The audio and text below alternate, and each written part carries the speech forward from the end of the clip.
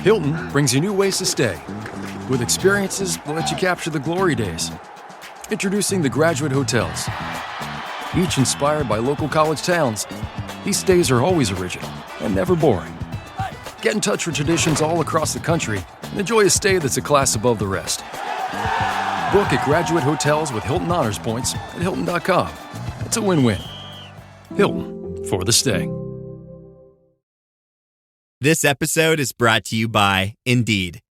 When your computer breaks, you don't wait for it to magically start working again. You fix the problem. So why wait to hire the people your company desperately needs?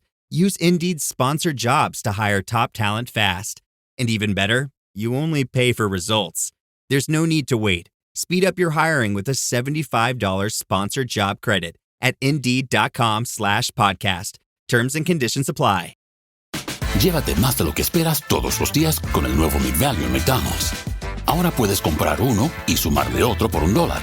Así que cuando tu equipo favorito enfrente a sus rivales, enfrenta tus antojos con $5 Meal Deals. Y si estás corriendo para alcanzar el desayuno, corre al app para llevarte ofertas antes del cutoff. Tú decides, y con McValue, tu decisión siempre rinde más. Precios y participación pueden variar. BOGO $1 válido para un producto de igual o menor valor. Debe estar registrado en Rewards para ofertas en el app.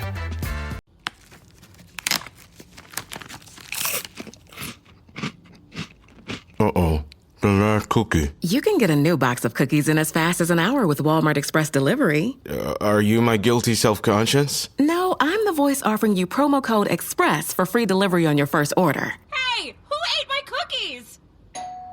You mean, these cookies? Order now. Welcome to your Walmart. Promotion valid for first express delivery order. $50 minimum subject to availability. Restrictions apply. Ryan Reynolds here from Mint Mobile with a message for everyone paying big wireless way too much. Please, for the love of everything good in this world, stop. With Mint, you can get premium wireless for just $15 a month. Of course, if you enjoy overpaying, no judgments, but that's weird. Okay, one judgment. Anyway, give it a try at mintmobile.com/switch. Upfront payment of $45 for 3-month plan, equivalent to $15 per month required. Intro rate first 3 months only, then full price plan options available. Taxes and fees extra. See full terms at mintmobile.com.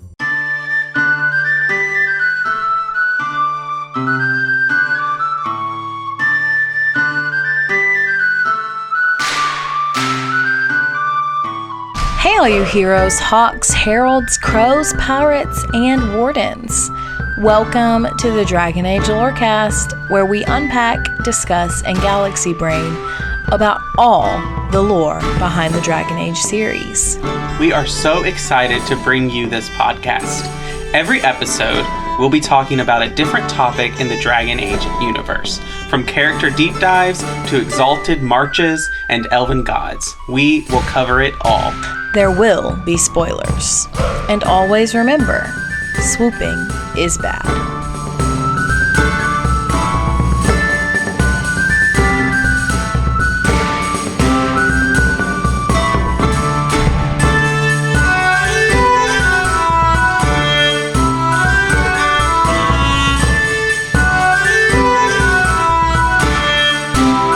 Hello and welcome to the Dragon Age Lorecast, where we talk about Dragon Age and its lore. I'm one of your hosts, Austin, also known as Teacup.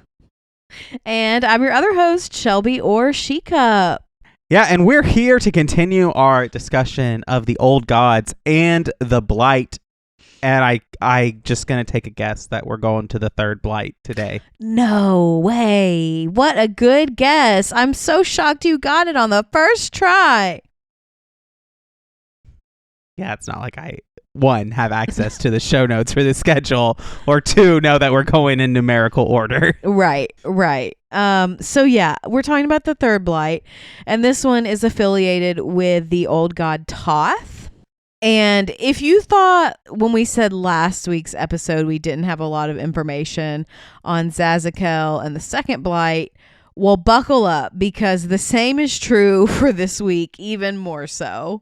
But don't feel bad, because we at least have, for the 4th, 5th, and 6th, 7th Blight, we at least have games or books set during those things. True. This is the one we know the least about. Yeah. Just in general, we know the least about Toth, and we know the least about the Third Blight. So it's just going to be what it's going to be. So bear with us. All right, so let me get into the fun facts, and there's only 2 this week. So the first one is that in Dragon Age Origins, you can find 3 identical daggers named the Thorn of the Dead Gods. These daggers originally come from the blade that slew Toth, and it was later broken into 3 pieces and then refashioned into these daggers. And it's a great dagger. If you're playing Origins, definitely go find that. It's so interesting because, like, I feel like this theme of, like, oh, here's this powerful weapon and let's break it into pieces, like, comes up across. Like, if you're familiar with the Legends of Tomorrow, they go after the Spear of Destiny, which is the spear that pierced to Jesus' side and apparently has magic powers. And they broke it into 3 pieces. There's the Trident of Eden in Assassin's Creed that was also broken into 3 daggers. Yeah, I was going to say, well, there's so many examples of the pieces of Eden in Assassin's Creed doing this. So, yes. But my second fun fact is that you can actually find a memento in the Veilguard that mentions Toth and the Third Blight. This memento is called Fang of the Third, and you can find it on a warden corpse at the base of a statue by the doors in the outer wall courtyard during the siege of Weishaupt. I just want to know, like, how much documentation, how much, like, history of the blights, of the wardens was lost in the siege of Weishaupt. Probably a lot. But, I mean, at the end of the day, like, yeah, it would be nice to have for the historical record, but it's not like they're going to need it going forward. I guess that's true. I mean, I guess it depends on, does the blight actually end with this? Yeah. The blights with a capital B with an archdemon, they are going to be ended, but the blight with a lowercase b referring to the darkspawn and the corruption, yeah, it might last. Right. Like, and it's another thing of like the blight existed before the archdemons is what we basically learned. Right. Yeah. The taint, I don't know. at least the taint existed. Yes. So let's just get into Toth, the archdemon. So Toth obviously is affiliated with a constellation that shares its name. Notably, Toth is the only one of the archdemons / old gods / constellations that has maintained its ancient name into the modern day of Thetis. All the rest of them got renamed, most likely after the First Blight or during the First Blight when the worship of the old gods was being eradicated. But we don't really know why this one has lasted. Maybe it's because of what it is. The constellation is traditionally depicted as an agonized man engulfed in flames, sometimes depicted as a flaming orb. So maybe they didn't change this one with those like connotations of punishment and like, hey, if you worship the old gods, like you're going to die in flames, you're going to be like burned alive by your colleagues and people who live around you because they don't support the old gods. I don't know. I wonder again, also in that same like line of thinking, was this kept because of Andraste's relationship with being burned? Like, oh, this religion destroyed our heroine, destroyed our the namesake of our faith, like with this fire, like this burning god. Remember that? Yeah, I don't know, but I do want to give a side note that in the Divine Age, again, in the shadow of the First Blight, there were scholars who attempted to change the name of this constellation to Ignifir to separate its nature from the old god. However, this did not catch on, even though the worship of the old gods was waning. But there are old texts that we do have record and mention of that record the name of the constellation as Ignifir. And so they basically are like, okay, we know that these texts, if you refer to this constellation that way, that they come from this very short period in the Divine Age where they tried to rename it, but it just didn't catch on for whatever reason. So, do you think Toth might have not been as popular as the other 7 or the other 6? Okay. Yes, I think there is absolutely the possibility that. Let me just put a pin in that. Okay. And we'll get into it. So the next thing that we know about Toth is that Toth was the dragon of fire, and that the high priest of Toth used the alias the Forge Rite of Fire. Now, this is where we're going to bring what I've put a pin in back up, because the Veilguard thinks that Toth is the dragon thrall of Siles, who was the elven god of the domestic arts. To me, it would make more sense for Toth to be the dragon thrall of June, the god of crafting and smithing. Both Siles and June have connotations with fire. You know, the domestic arts are part of the home. One of Siles' names is the Hearth Keeper, which is, you know, the hearth in front of the fire. But June is, you know, the god of blacksmithing, basically, of crafting through fire. So I can see the fire connotations with both of them, but also with just the name June, 4 letters, Toth, 4 letters. To me, that's kind of a slam dunk. But I also want to mention both Siles and June are the least popular, the least known of all of the Evanuris. Yeah, I just wonder, like, because you have to change Dumont. Like, you have to change the big boy of the old gods to be like, no, we can't mention this. And like, Dumont is the dragon of the first blight, so you want to change all of those, and then you get into the rest of them like wanting to eradicate that, but then you get like, oh well, is fire really that bad? Like, let's just, I mean, nobody worships this one anyway. Who right cares? Like, that's where I'm kind of at with this, which, you know, it's really strange that like Siles and June are not as worshipped, because like Hestia and Hephaestus, their like Greek god counterparts, were widely worshipped. I mean, they're not going to be as worshipped as like Demeter or Hera or Aphrodite, because those are the things that people want to use, or even Jupiter, Zeus. But like, nah, like those are skills that people want, and like Hestia is the goddess of the hearth and the home, and so like that's an important thing. But I could see why Siles, as the goddess of the hearth, or god of the heart, I can't remember, Hearthkeeper, would not be as popular among the Dalish because they're nomadic. Okay, well, remember from our Siles episode, there is a codex entry that basically talks about how Siles is more beautiful, Siles is more popular, Siles is better than all of the rest of the Evanuris, and they brought her down for it. They put her down for it. They basically like tried to make themselves be more worshipped than her. And like, yes, this is a codex entry that comes from like the Dalish community, but I do think it makes this discussion have a little bit more weight to it, because like if this god has been already kind of, I'm not sure what the right word is, like put aside, well, why would they need to do it again if she's also Toth? You know what I mean? Mm-hmm. Do you get what I'm saying? Like, I don't know. I can see both sides of the coin here. Right. Or maybe it's just as simple, you know, like there's whenever you like are in a group of people, there's always the one person who's like, okay, I guess if everyone else is going to do it, I'm going to do it.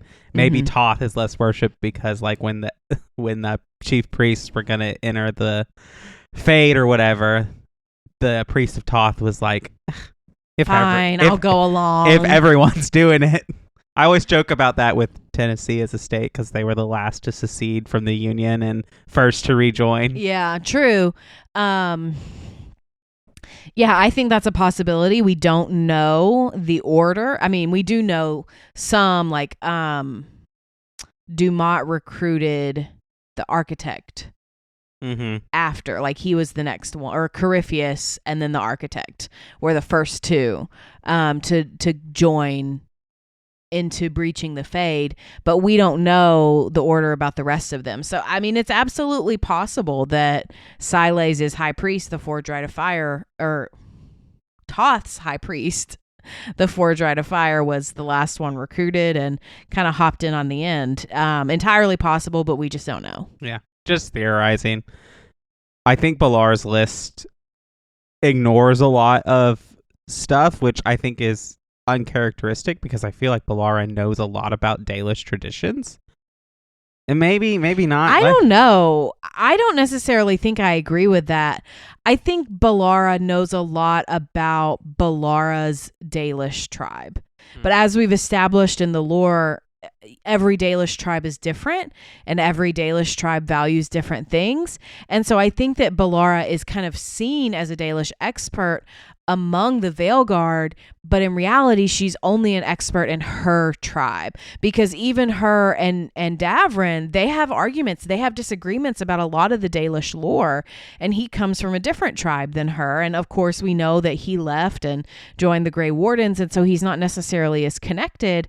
But I think we've also talked a lot about how the Veil Jumpers, they don't necessarily interpret things and hold things in the traditional Dalish view, even though they come out of the Dalish.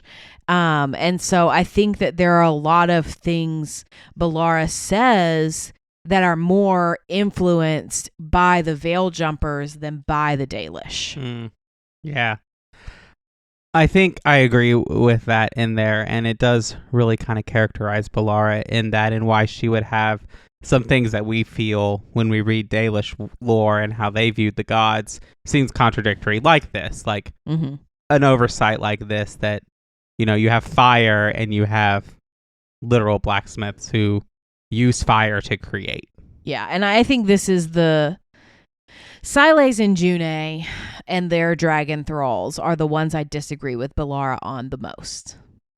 The others I can absolutely understand her arguments for. These are the ones that I'm just like, these are the ones I disagree with. Like, the most. Isn't June Orthemiel?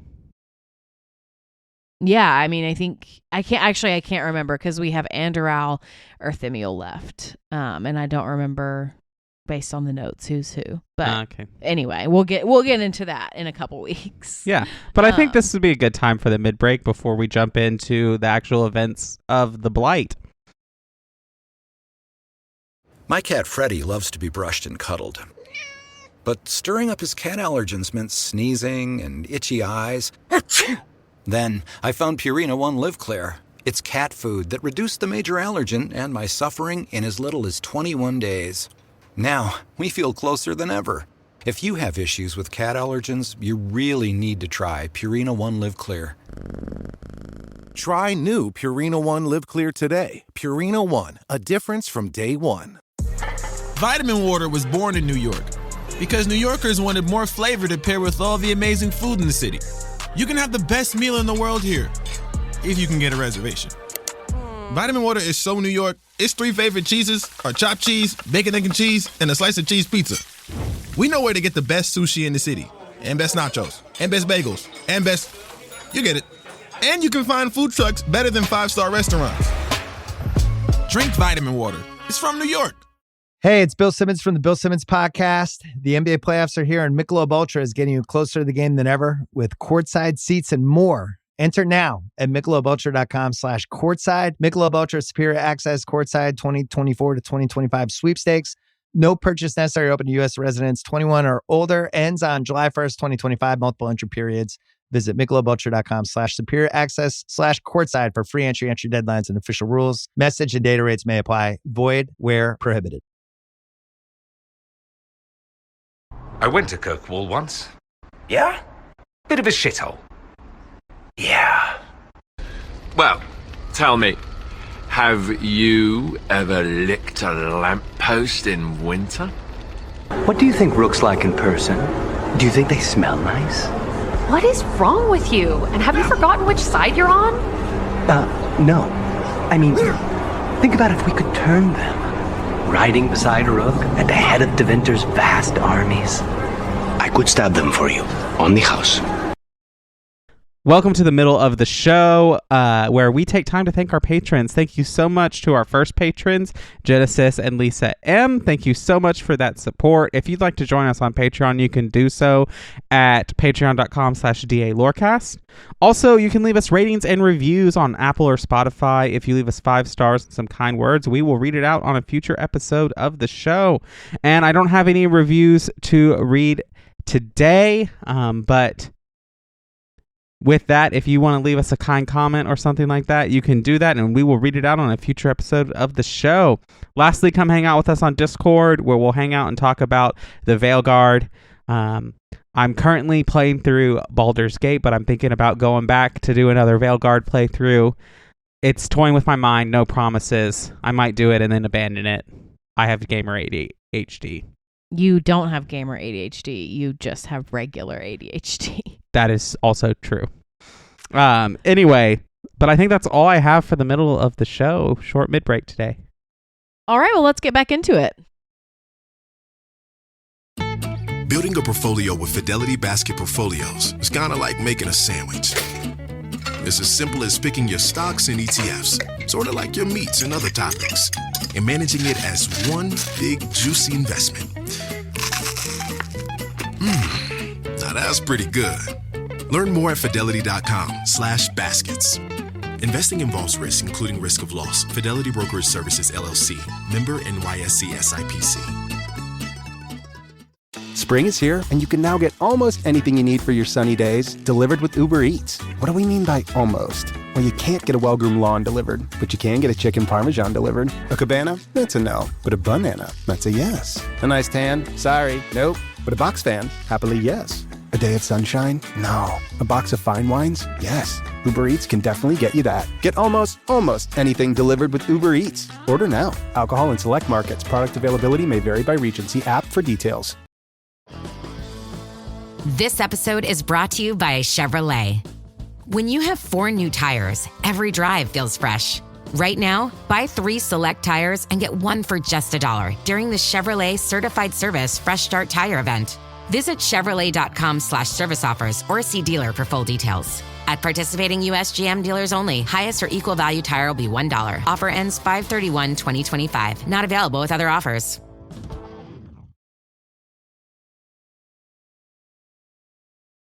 Don't Templars have anything better to do than come up with new ways to torment mages? No. Again, I'm so sorry Manfred keeps wandering in while you're asleep, Lucanus. I think he wonders about spite. Curiosity has feet. We have enough feet already. It has feet. You fear barbarians will swoop down upon you. Yes, swooping is bad. All right, so let's get into the events of the Third Blight. So it began in 310 Towers, which is, interestingly, the Glory Age stuck to its naming prediction, and it was correct. Like, they had no blight gracing it, which, you know, the First Age and the Ancient Age, they both had blights. So the Second Age, they get a pass, and we're going to start right back up in the Third Age. And the Third Blight erupted with a vengeance in central Thedas this time, perhaps near the fortress and sealed entrance to the deep roads called Valeska's Watch. This is a location in the Emprise du Lion that you can actually go to in Dragon Age Inquisition. This entrance to the deep roads was sealed during this blight, most likely, possibly because this is where the Third Blight started. We don't really know, but that's just kind of a theory that this area is where the Third Blight erupted from. And I think this is important because largely the First and Second Blight kind of start in west, like far western Thedas. Yeah. But the Emprise is like smack dab in the middle of Orlais, like southern Orlais. Yeah, if not even closer to the Ferelden side. Right. Like, so this is beginning much closer to home for southern Thedas than the other 2 blights have started. Yes, very much so. And I am, like the Anderfells is not like affected in this. The free marches, yes, they're going to get there. But like this is very squarely in Orlais to start. But I should say the Darkspawn swarmed over like a lot of different cities in Thedas, mostly focusing on Orlais, like we've said, but they also targeted Tevinter. So in Orlais, the cities of Orlesian, Cherno, and Montsimard are the primary targets. And then in Tevinter, the cities of Marnispel and Varantium are the ones that are most targeted.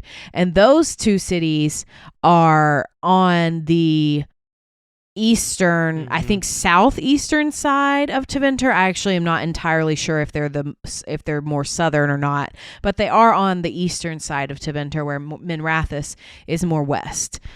So we are focusing on the eastern sides of these countries primarily.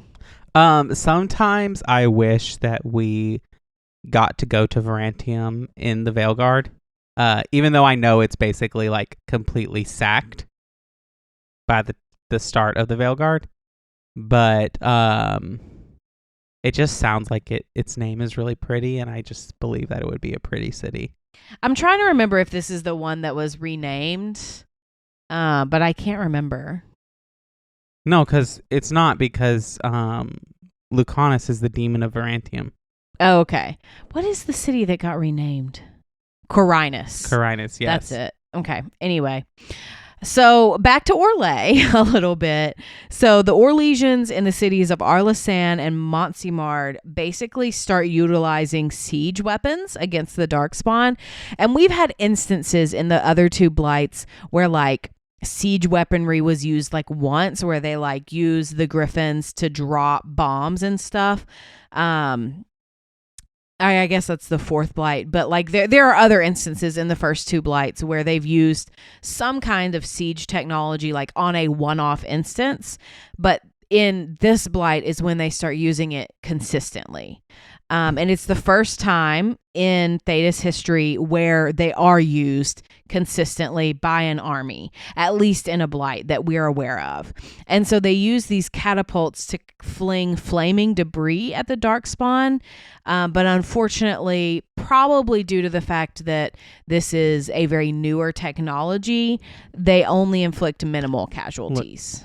It's gonna take them to the fifth blight to realize that giant crossbows are the way to defeat the archdemon. Well, no, I disagree with that, because it's gonna take them a long time to figure out what works. And as we see by the time of the fifth blight, which is the shortest blight, they're using catapults, they're using flaming crossbows, they're using mages, they're using everything in their arsenal at that point. In these earlier ones, they're trying new things, and they're not necessarily saying like, okay, we've got to throw everything we've got at them. And I do think like the Glory Age, which is the one before this, very much like it is a peaceful time, but they're like the old alliances aren't what they used to be. And mages there's a lot more fear of magic and mages that are happening because of we've had a full 100 years of the Circle and the Templars and all of that. Yeah. So let's move on to the Grey Wardens a little bit, because the Wardens are present again in this blight, as you can imagine. And they're the ones that really help organize the defense of these cities. And so the Grey Wardens are not new anymore. They've been around for several hundred years, and so much so that they're present. They have a presence in Orlais. They have a presence in Tevinter, so much that they're able to mobilize when the blight erupts. And so this is helpful that they're able to kind of organize the defense of these cities. And even though these cities had very heavy losses at the beginning, they were able to push the Darkspawn back. And I think that if the Grey Wardens had not been already present in Orlais, this would not have happened. The cities probably would have fallen like they did in the first blight. Mm-hmm. But again, like you said, they're learning, they're adapting. The Grey Wardens are becoming more prepared and ready to counteract a blight. And I mean, I think we even see this in the Veilguard when we go to Weissop. Like, there are so many things that they have ready to deal with a, archdemon assaulting Weissop. Even though it does prove in vain, they are pretty prepared for the assault. Right, but I think the principle still stands that yes, we're fighting an archdemon, but we're also fighting two Evanuris, and they're not experienced in that. And the first warden constantly wants to stick to the things the wardens have always done. He's not able to innovate. He's not able to kind of do new things and try new things because he's always focused on, well, this is what we've done in the past and this is what we know works, but also we're fighting a new enemy. Mm-hmm. And he refuses to believe the Blight has changed. Right, exactly. So back to the Third Blight a little bit. 8 years after it started, so we're in 318, the Darkspawn turn their attention eastward. They begin to focus on the Free Marches, which the Free Marches, they just kind of get the short end of the stick in every Blight except for the fifth one. They get ravaged in every Blight, it feels like. So the Horde basically starts focusing on the city-states that lie along the Menanter River. And so this is Starkhaven, Nevarra City. And at first, Orlesian and Tevinter are happy to see the Darkspawn go. They're like, yes, we get a break. Finally, we can rebuild our countries. And this is to the detriment of the Free Marches, as you can imagine. Yeah, I think this is the kind of other side of the coin to the Free Marches being independent city-states, is that there's no one bound to come and defend you. Is that they're independent city-states. They're independent city-states, and you have to rely on your own forces, and it makes you, unfortunately, easy target during the Blight. And I think that's why by the time we get to the Dragon Age, there is a more kind of like not really like working together, but like the princes, like there's the agreement that none of them will be called a king because they're all princes or viscounts or things like that. Like there's a more reciprocal relationship, and I can't help but wonder if that has arisen because they keep getting destroyed in every Blight because they're on their own. Yeah, I agree with you. And I also, by the time of the Dragon Age games in the Dragon Age, which again is the 9th age, the Free Marches they have more of a culture. They have more of this culture and religion that ties them all together. Yes, they're still different. There are city-states that are more debaucherous. There are city-states that are more religious, and vice versa, and everything in between. But they still have that culture that kind of binds them together. They value independence. They, as you've said, they don't have kings, etc. But I have to wonder, is it kind of like a chicken and the egg situation? Has that culture arisen out of having to rely on each other? Or has the culture arisen because it's just a shared mutual culture and then they've relied on each other? I'm not sure we could kind of separate that out. Probably not. And from what I know of like actual real life history, it would be almost impossible to pinpoint that or figure out when that happened. Exactly. So the Free Marches, they get ravaged in this Blight. And the countries of Orlesian and Tevinter, they basically refuse to help the Free Marches until the Grey Wardens put significant pressure on them and basically force them to say like, hey, okay, we have to help now. Mm-hmm.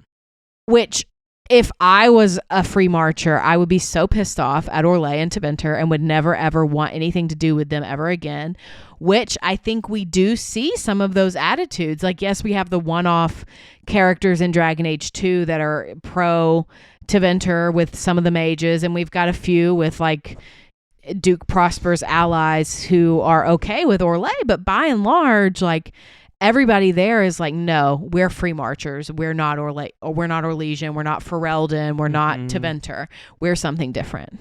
Yeah, and I think that is, we really see this in Kirkwall a lot of like, oh, you're Ferelden. Like people say that to Hawk all the time after Hawk has lived in the city for nigh on a decade, and they're still like, oh, you're Ferelden. And Aveline too. Exactly. Yeah. Which is hilarious because Aveline is like Orlesian by birth. But we'll get into that when we talk about her character deep dive.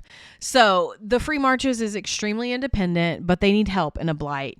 And so the Grey Wardens force both Orlesian and Tevinter to help them. And so we're going to come to the Battle of Hunterfell.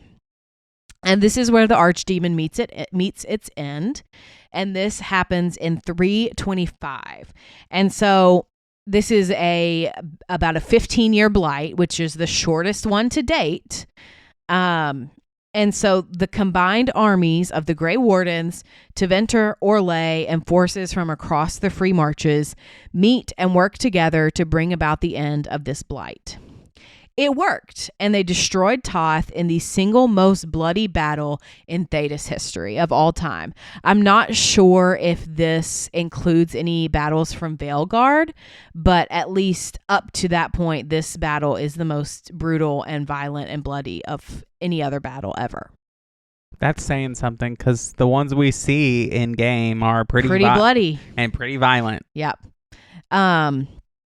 So it's said that Darkspawn corpses after the battle were piled as high as 100 feet and then were burned, which 100 feet is very high. Just putting that out there. And like I said earlier, significantly, this blight only lasts 15 years. And we don't know which Grey Warden killed Toth. But we do know it had to have been a Grey Warden because Toth didn't come back. Exactly. But it's interesting. We don't know who the person was. They just... In all of the other blights, we know who felled the archdemon, but not in even this the one. First? Yeah, I'm pretty sure it's actually... I know we know. I just don't remember who it was. But yes. That's really interesting. I guess Davrin would be the Grey Warden who felled Razikel.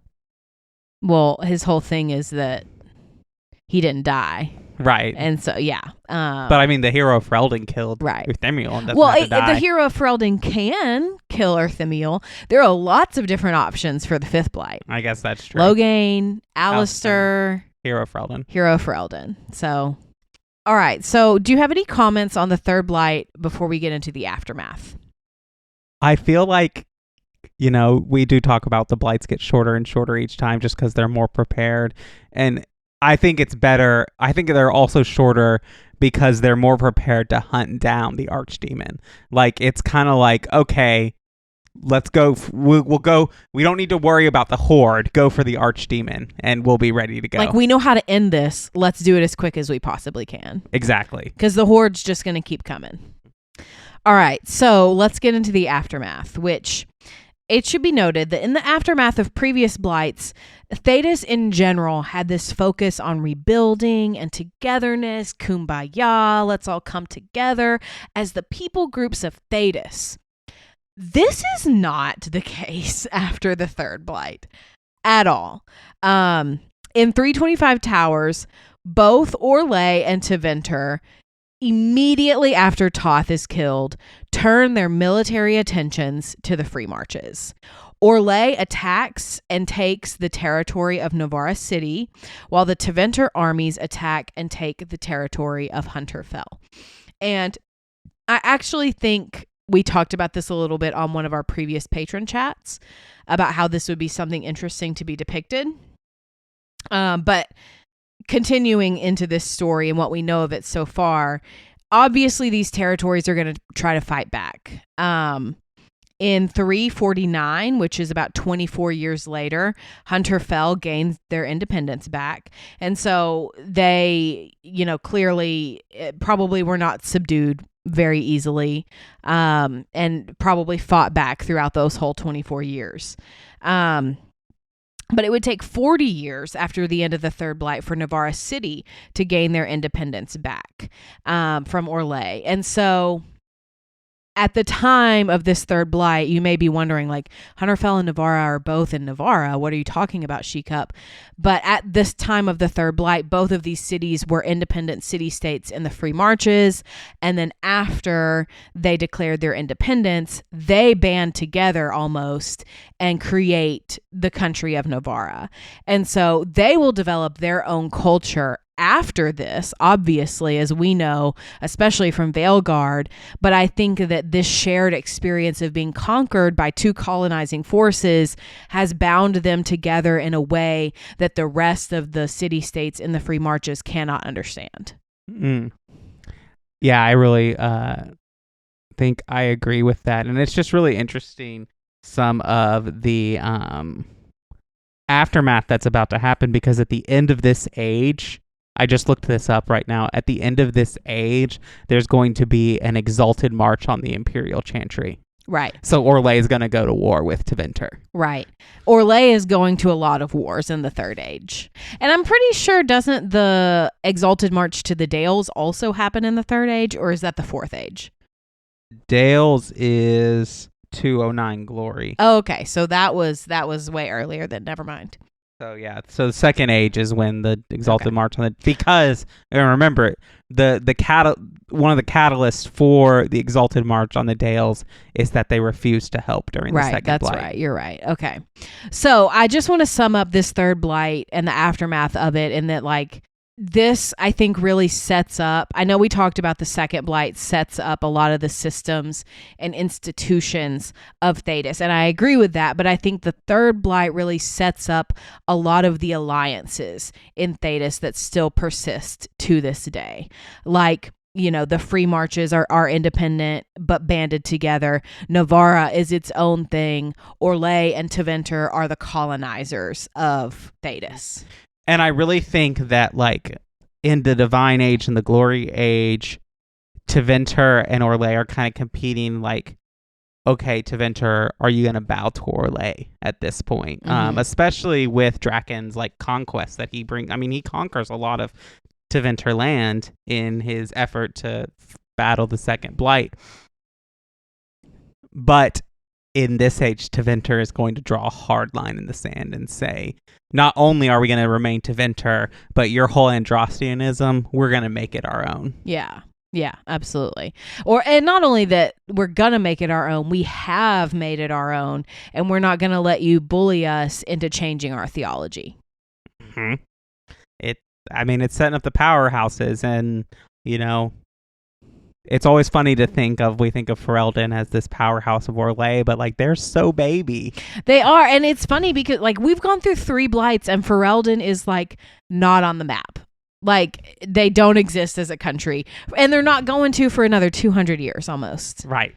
And they do exist. They're just not a country in the way that Orlais is a country yet. The Theron line has not started yet. I think the Theron line is around, but Calenhad has not united the peoples yet. So, okay, unless you have anything else to say about the Third Blight or Toth, I think we're ready to get into our side character. Let's do it. All right, so if you remember last week's episode, we talked about Larius, and today we're talking about his counterpart, Janica. I actually can't remember how you pronounce it. I think it might be Janica. Do you remember, Austin? I believe so. Okay, so she is a senior Grey Warden trying to learn more about Corypheus. And so while Larius was more of like, hey, we need to be on guard against Corypheus, she's interested in him. And they both are from the Legacy DLC of Dragon Age 2. So Janica was given command of the Warden prison in the Vimark Mountains after Larius went on his calling. So they're almost rivals, but like not really.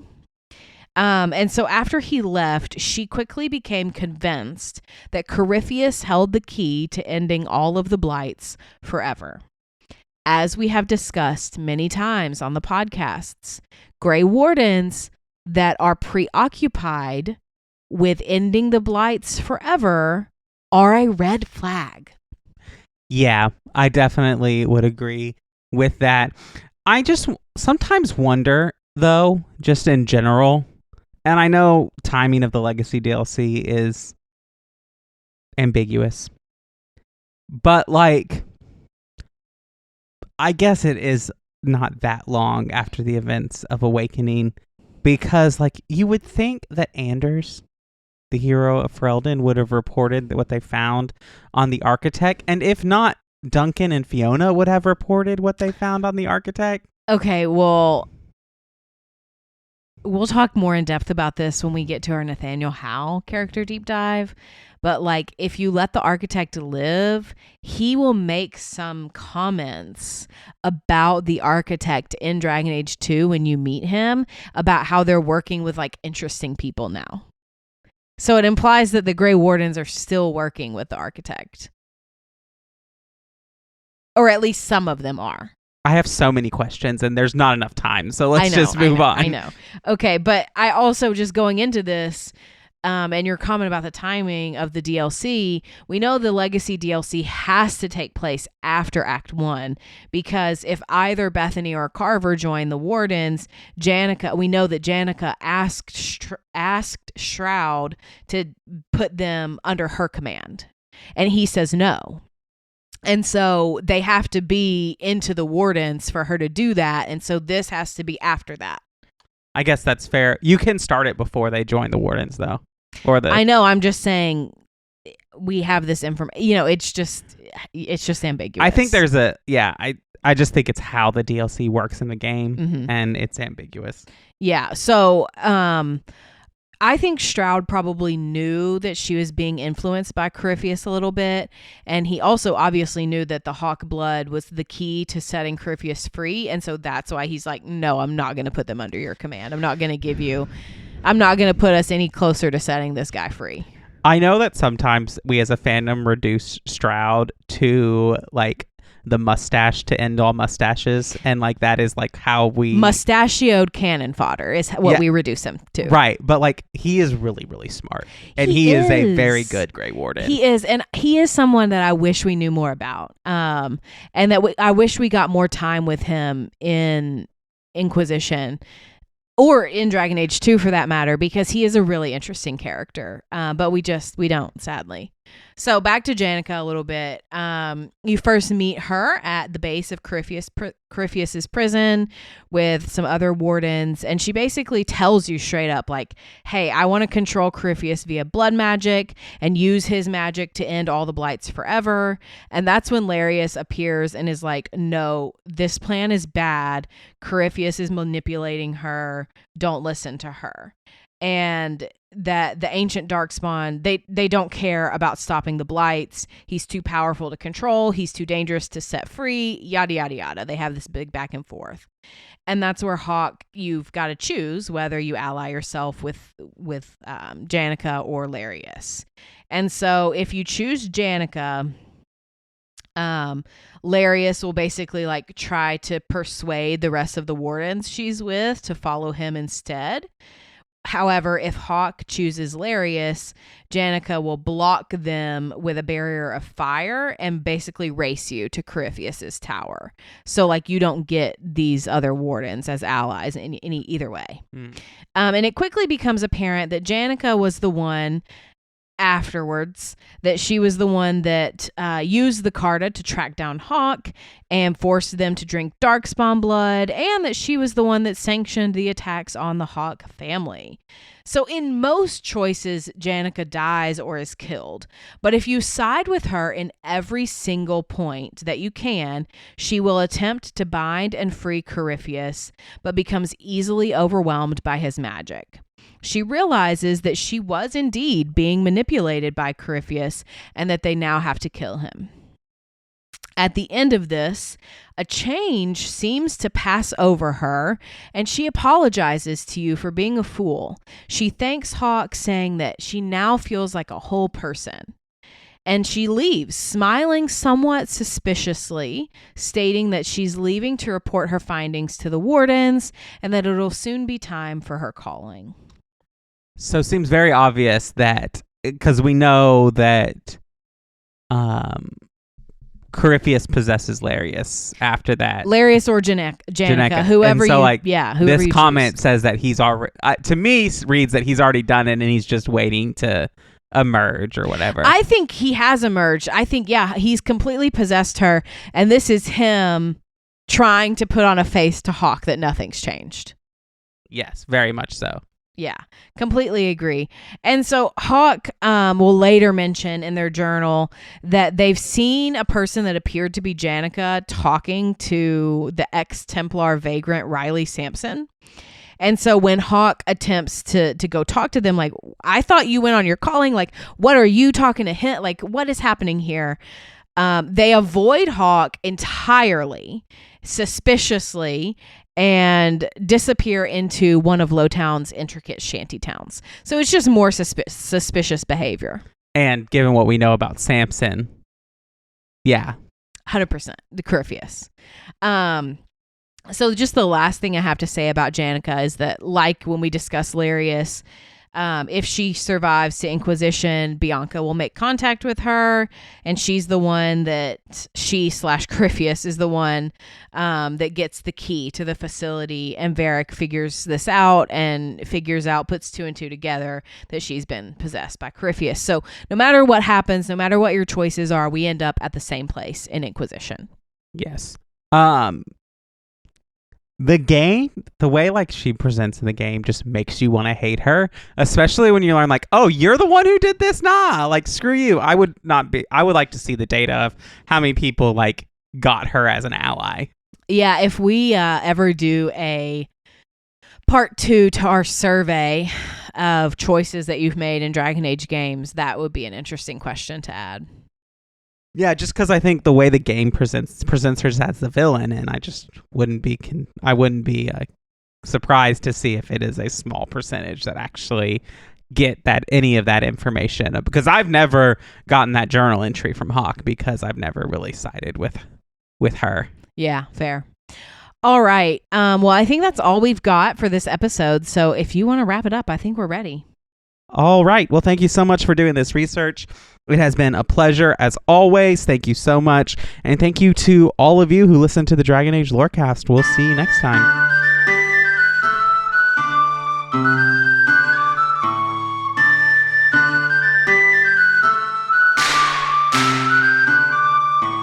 Thanks for listening to the Dragon Age Lorecast. You can find us on Twitter at DALorecast. If you have any lore questions, topics to unpack, or side character suggestions, join our Cups Podcasting and More Discord server. It's easily the best place on the internet.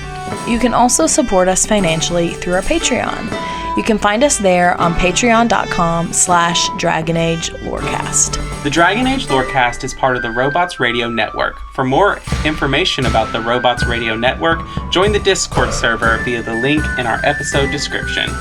If you enjoyed the show or learned something new today, please subscribe, leave us a review, and join the Patreon. And if you enjoyed our intro and outro music, give a big thank you to Pipeman Studios. Thank you, Pipeman. Thanks again for listening to the Dragon Age Lorecast. We'll see you next time.